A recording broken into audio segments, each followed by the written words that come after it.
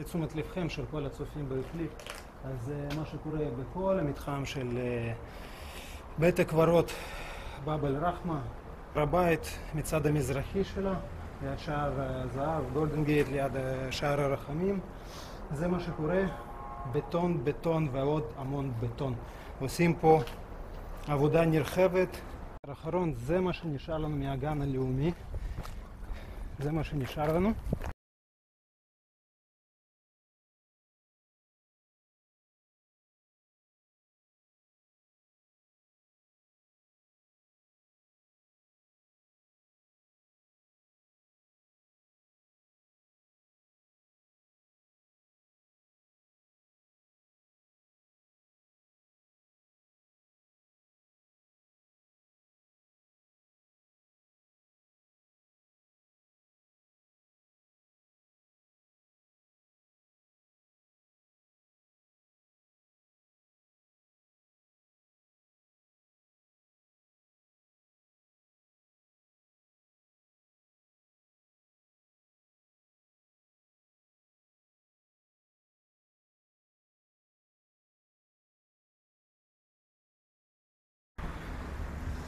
יהיה בסדר, נעשה בסדר.